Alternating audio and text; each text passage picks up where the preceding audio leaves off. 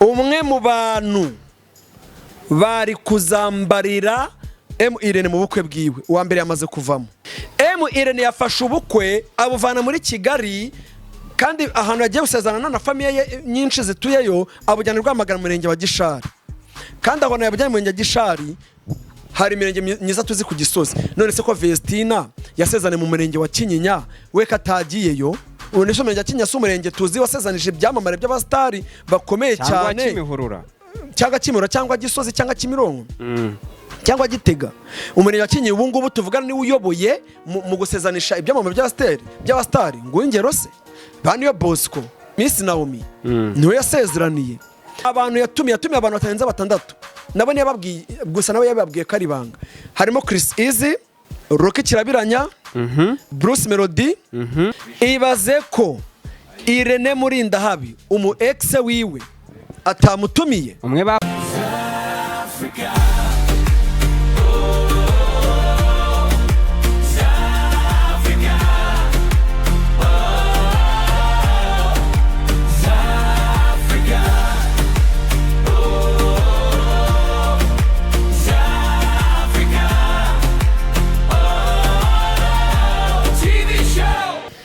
Yes, tubahaye ikaze mwebwe mudahema gukurikirana ibiganiro bya za African TV umunsi ku munsi. Turashimye ko mumaze gukora subscribe umuryango mugari wa za African TV. Abasaba 43,300 turifuza ko bazamuka bakagira ku 100. Wowe rero ubwo utaramakora gukora subscribe uyu niwe mwanya ngo uyikore none ahangaha. Ibiganiro byacu nibikunda ubisharinga inshuti zawe abavandimwe nta kintu bitwaye. Ubwo mayikaze diaspora nyarwanda herereye hose, abari no mu majyepfo y'u Rwanda, amajyaruguru, iburasirazuba n'Iburengerazuba, umujyi wa Kigali. Ndi MC Paul nk'ibisanzwe tubana kuri kamera za African TV. Dam yeah man, bimeze biti? Ni fresh. Uyu munsi ngo waje ku postinga kandi ari byo mansabwa.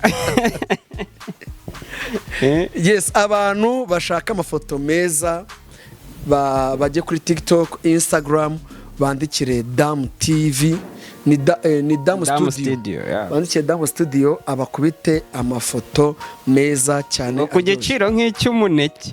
Ku giciro n'icy'umuneke akose umuneke urahendutse. Pare raporo n'ibindi bintu byose biryoha. Imineke hendutse ngo yari hendutse mu nkunda amahoro mu minsi ishize. Akubwo rero tanyibutse ibintu byo mu nkunda amahoro turabigarukaho mu kanya. Umeze neza ariko ndashima ja. Natinze rero ntago ndashaka kubitambangura kugira ngo iyi nkuru igire abantu ibagiraho ku gihe. Ni inkuru nshaka kubagezaho yantunguye. Gusa niyantunguye kubera ko nayo nsanzwe mbizi. Damu urambwira uti turanzika gute? Tugiye kwanzika n'inkuru y'umunyamakuru bita Irene. Ariko Irene tutaramujyaho ndabanza mushimire atweretse yuko Irene atweretse yuko hari icyo yamaze kumenya, hari urundi rwego amaze kugeraho. Kuko niba Philipita urungano rwe akigaragura vuba Irene akabagize vuba akaba kuye umwana imihanda. Mureke gutinza abana kujyana ku ishuri. Aba basore batari kurongora gutinza abana kubajyana ku ishuri. Ndanze karongirane rero ndikanagirira ahangaha umunyamakuru witwa Murinda habi Irene cyangwa se Irene cyangwa se MMIE Empire nkuko cyane bivuga. Damu ngiye ko yakoze ubukwe nago byanunguye ko nundi nsanzwe mbizi nanagiye mu nama y'ubukwe bwiwe yabanjirije. Ariko burasa ubukwe ho yabura n'ubukwe, ahubwo hari abantu bakora ubu kwetariho. Ubu yakoze icyo bita we agiye gukora ubukwe. Hari abantu bakora ubu kwetariho, ariko Irene agiye gukora ubukwe. Nese nk'umuntu ukora ubukwe akabango yakoze ubukwe akazana fantasy gagarukira ku mirongo y'imbere, wa muntu wabyihoreye ko nje umuntu wasezeranye imbere y'Imana niwe mvuga ko yakoze ubukwe. Kubera iki? uzi ko amategeko ibyo ngibyo atabyemera amategeko kandi ikintu cyamera amategeko wari uzi ko iyo umugore n'umugabo bashwanye urumva idini nta kintu ribafasha uretse ko ryaba kujya inama nk'umubyeyi barabicaza bakabaganiriza ariko amategeko ya leta niyo yemeza ibintu yuko twanzika rero anze kora mu mitano. Irene mu mezi angahe ashize yatereye ivi umukunzi we bita Liliane, niba ari nikoze Liliane, reka ndebe ndahera inyuma ndasubira inyuma gakeya. Mu minsi ishize mu mezi abiri ashize ndabikubwira nikuze Irene muri ndahabi yagiye i Kanombe afata indege yura rutema ikirere ajya mu gihugu cy'Ubufaransa. Ajya guterera ivi umukunzi we mu diaspora bita nikuze Liliane. Yamutereye ivi batasohora na save the date ivuga yuko ubukwe bwa Irene buzaba ari tariki 15 z'ukwezi kwa munani. Nibashya ubukwe buzabira nondaza kwababwira. Uwitwa Irene muri ndahabi ibintu byabigize ibanga, ariko ngiye Irene ntabwo yamisha ibanga kuko nakubwiye ko ndi mu nama y'ubukwe bwiwe. Irene ndamuzi, ni inshuti yanjye, na hantu yancikira. Irene muri ndahabi ko ngumva ukuntu muzi. Irene muri ndahabi ni umwana twakinanaga umupira hano mu gishanga cya Nyabugogo, aranduta pe, ariko niba Irene andusha imyaka myinshi andusha 7. Ariko no ku Kiroso ndi kubona wajya mwarakinanye. Aranavuga ngo ndi muvandimwe wiwe. Irene yakuriye mu Gatsata. Amakuriye mu Gatsata yize ibi bintu by'inuza by'itangazamakuru. Yagiye gukora stage kuri radio Huguka i Muhanga. Uri kumva damu? Ndakumva neza cyane wamfura. Yagiye gukorera stage kuri radio Huguka i Muhanga. Akora mu kiganiro cyitwa Sunday Talent Show. Icyo kiganiro yarahavuye akihava aza kuri Magic FM, naho aza nk'umuntu uje kwimenyereza. Yavuye Muhanga asigaho bitwa ba Sovati Mwenyewe avaho hazaho bitwa ba Karex. Ndi gukumvisha uburyo Irene muzi. Ava kuri Magic FM ahita kuri radio Isango Star. Agiye kuri radio Isango Star yagiyeyo asangayo Philipita yarafatishije. Yewe ndakubwiza ukuri guhamye neza 100% ku gihumbi. Irene bafataga ibiganiro byo kuri nuza byo kuri radio bakabishyira kuri channel ya Philipita 250, niko yitwa The Choice. Yego. Philipita 250. Noneho Irene akajya kuri inkuru zo ku mihanda, ari nabwaje kuva mu mwana witwa nde Gasoji ndamureba. Avumba akagezana n'abandi bana baba aho ngaho. Irene yari umuntu wirirwa ahetse igikapu kibamo kamera na microphone na tripod, igikapu kinini. Nibe naba ngombwa turagarura Irene uko kigera amezi. Ndakubwira impamvu amakuru ngiye kwabwira atari bihuwa, nago ndi kumurondogora mvuga ubuzima bwe, ndiye ngo mumve ukuntu muzi kanga ibintu mbabwira mumve ukuntu muzi. Kandi nta nikibi kiri muri kuvuga. Nta kibi kirimo. Icyo gihe Irene yakoze kuri Isango Star. Izina Isango Star amuzi? Nyiri Isango Star amuzi? Oya. Harabavuga ngo ni uriya munyamakuru yitabye Imana I think. Ngo baravuga ngo ni ya Jean Pierre Gatare. Jean Pierre Gatare arahari. Ibyo bintu so bwa mbere mbyumvishe. Oya, ntabwo ahubwo avuga ko Jean Pierre Gatare ayifatanyije n'uwitwa Justine Mugabo. Mugabo Justine wamuzi? Mangarije mu minga. Ako wize no kunyuna. Nayo ndimo nayuzi. Ngiye mwise mutangana. Iyo ndimo nayuzi. Nta muntu utayiza ahubwo. Iyo ndirimbo zimenywa n'abantu bakoze nkatwe. Abantu bafite Ikiroso. None urabeshya cyane. Noneho Irene yaje kuhava mbere yuko hava.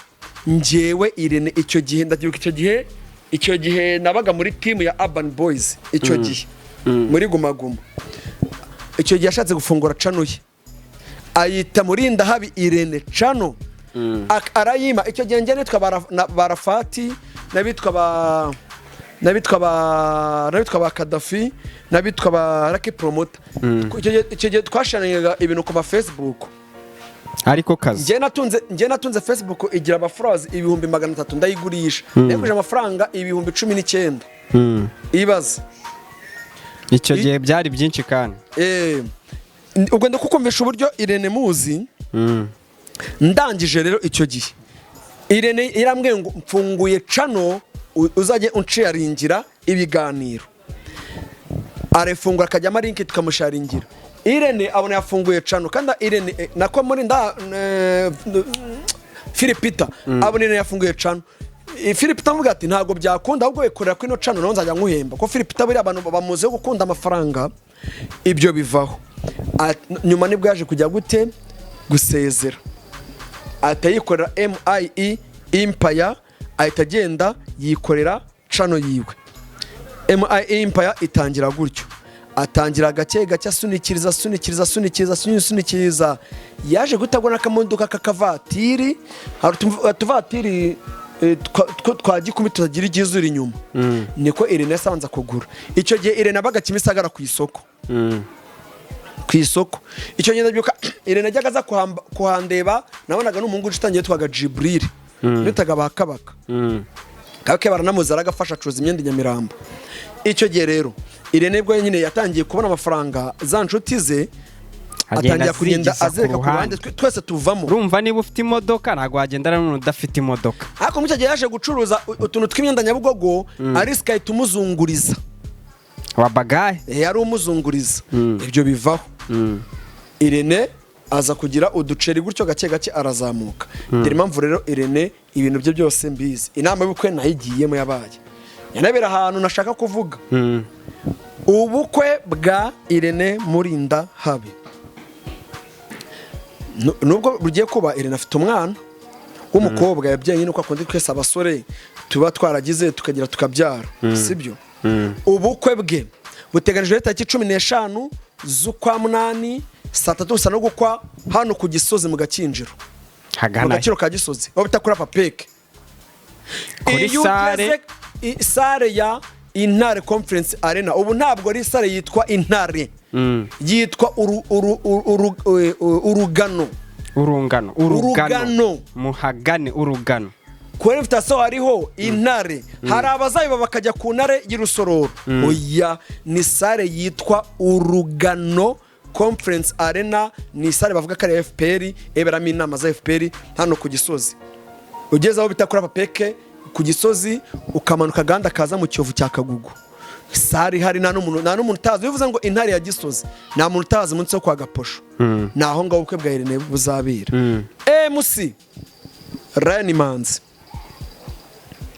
papa wabaye MC ntabwo papa wabaye MC nta nubwo bra MC Ryan ntabwo MC Ryan Manzi ari umwe MC umuhanga ni umwe MC umuhanga mu kuvuga indimi kubaza indimi nyinshi uragira ngo tugaruke muri gumaguma ibyo yakoze se yari numwe MC w'ibitaramo ariko MC Ryan Manzi si umwe MC w'imisango y'ubukwe ni umwe MC usemura mugiye kwiteranya rero mu bukwe ungiye umuntu uzanye akavido ke ko mu bukwe ari kuvuga imisango erega imisango ni ukuvuga ikinyarwanda kijimije ibuke ko tuzaba turi target ari aba diaspora ariko nk'urugero nk'imisango hari umuntu avuze ngo ndimo ndarya ntabwo umuntu arya harya imbwa kuko bangira ambwira imirarya ubwo si waba udututse abantu bose babwira se ngo turajya umuntu arafungura aho ni imisango niza rero ukamenya ikinyarwanda ugomba gukoresha ndetse ngo nkubwiye urumva ngo mvuze ngo mvuze kandi numve ijambo nshaka kubwira kandi ugatubasha kuryumva ariko rigasobanura ikindi kintu kandi tekereza iryo jambo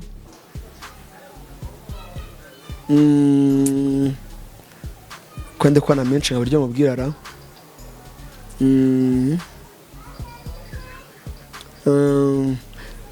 kamwe nk'urugero arusha kuvuga ati data mubyeyi nabonye abashyitsi bari ku marembo atari amarembera baza bogoga imbuga yacu umuntu akubwira ngo uri kogoga ntiwakumva yuko umuntu ari kugutuka mpamvu ni ukuri umwe kogoga ni ukuza gutya apana komboka reka ni ukogoga urumva rero MC Ryan Manzi si mupinzi ahubwo ni umwe MC ari classe mu buryo bwo kwemusinga ibintu biri VIP umutahiro uzakora muri buriya bukwe bwa Irene ni umwana bita Exhaust yahawe amafaranga 150.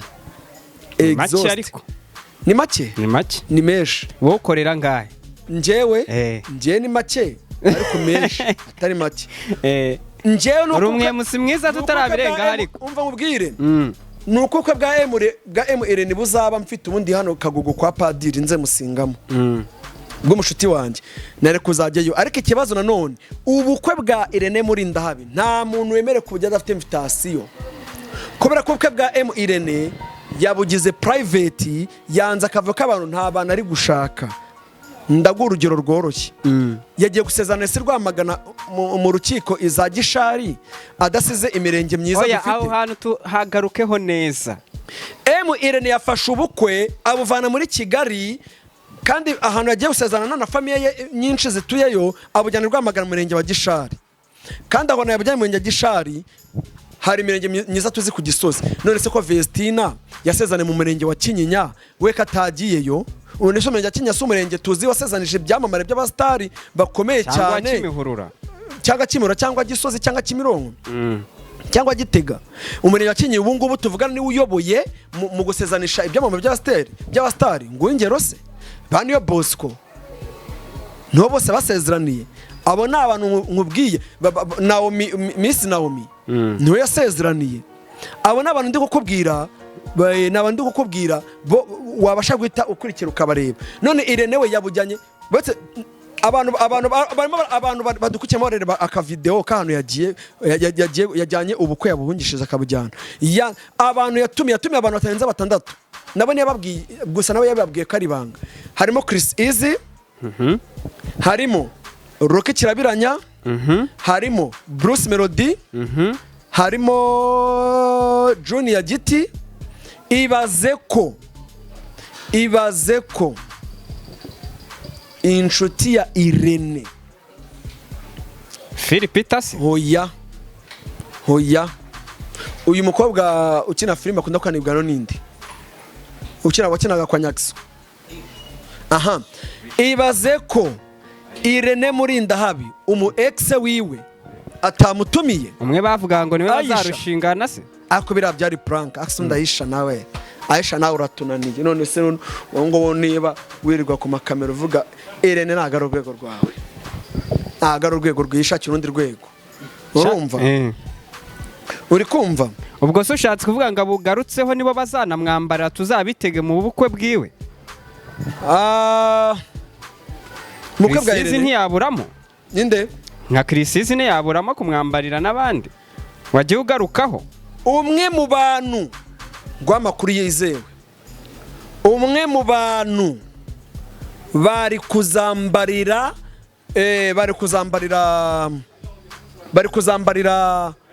Irene mu bukwe bwiwe, uwa mbere yamaze kuvamo papa cyangwa gute se. Papa cyangwa ari kuzambarira Irene, azaba ari Burundi. Afite indirimbo na Kiriku bazajya gushutinga, kubera ko Kiriku na ariko ibyo byaba ari ukwihunza ubukwe, kubera ko hari ubundi bukwe papa cyangwa ari kuzataha ku cyumweru 16. ubwo bukwe nabwo yabwandikiye avuga ati ndabona nazaboneka kandi akazi karuta ibindi ndagutwerera, ariko nzaba ndi Burundi ndagiye gushutinga video yanjye na Kiriku. Ubwo bukwe se ko nzi ko dore ahantu ndi ngiye, dore ahantu ndi hari indirimbo papa cyangwa afite na Kiriku, ariko ngenda bikubwiye iyi ndirimbo ya papa cyangwa na Kiriku izasohoka bazajya kushutingira i Burundi, kandi hari indi yari imaje gusohoka. Reka mamagare papa cyangwa wumve mu kiganiro se. Reka mamagare muga uzamanuka i Burundi ryari wumve n'ibindi ukubeshya. Reka twumve kagufata. Nago mubwa ko ndi mu kiganiro, reka muhamagare kumana ko mamagara sabwa aba bantu iyo ndumamagaye. Buretse mamagara papa cyangwa mubaze wumve agascreeningi yange kugufata nduhuke. Ndi mu kiganiro ndaje mamagare, ndi mu kiganiro n'uwitwa Patere n'umushuti wanjye namukame mu bukwe, none ngashaka footage kazimaze imyaka 6. Kamamagare papa cyangwa tumubaze natagufata dukaraba ari ya satani. Kamamagare reparere imbyumve suyizi iherwa na 09 kaduhamagare turebe. Reka nanjye mfite ubukwe ndabigarukaho nanjye mfite ubukwe ngiye kurongora umwana ndamurongora shaca ndabigarukaho impamvu ibintu mbivuga reka mbikubwire nanjye papa cyangwa ari kuzambara mu bukwe bwanjye kuko ubwanjye buzakwitira tariki 16 z'ukwa munani kandi ibyo twari kubigarukaho mu kindi kiganiro ataritaba no response kamamagare ku yindi ajya nimero nyinshi banza muri inshuti cyane ugira nimero ze nyinshi njye amakuru nguhaye amakuru ndi gukubwira nuko papa cyangwa ntabwo azaba hari kandi ari kuzamwambarira iri gucamo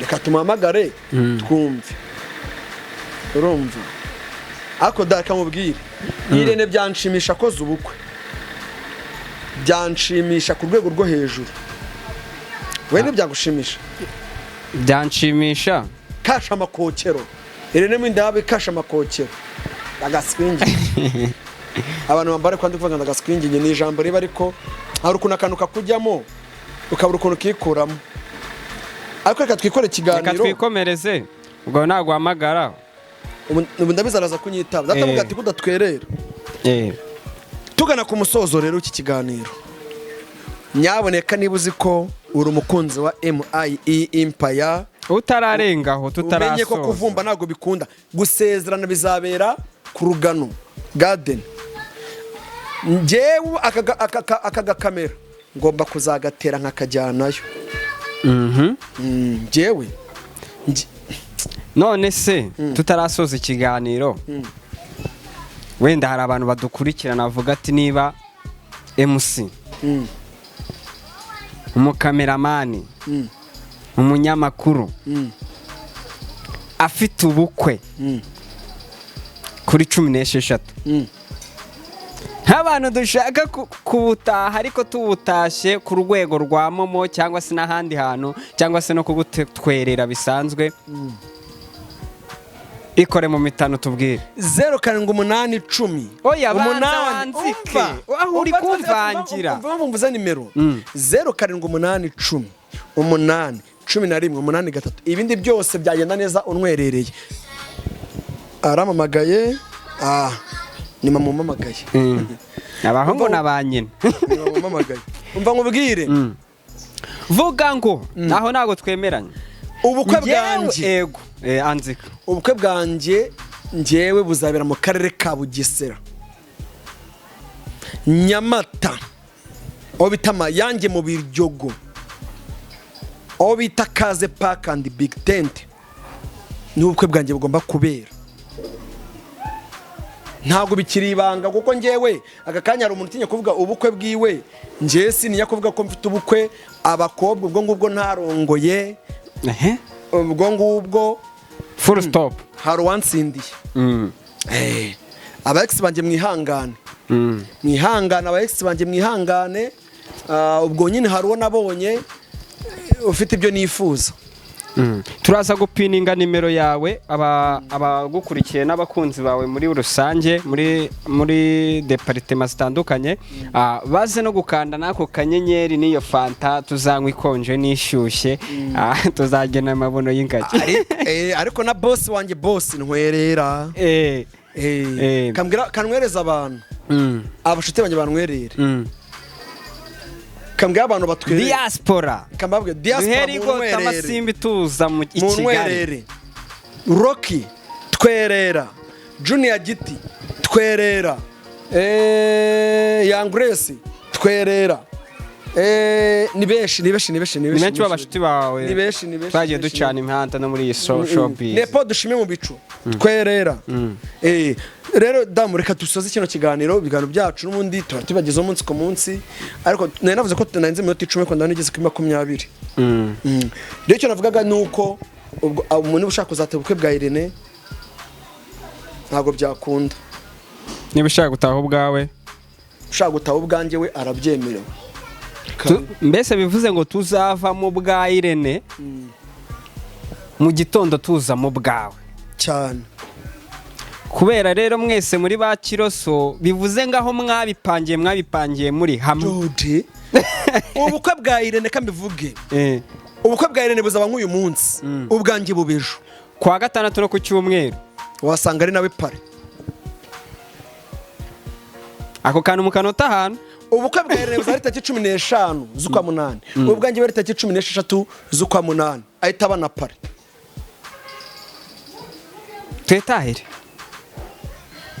Twetahire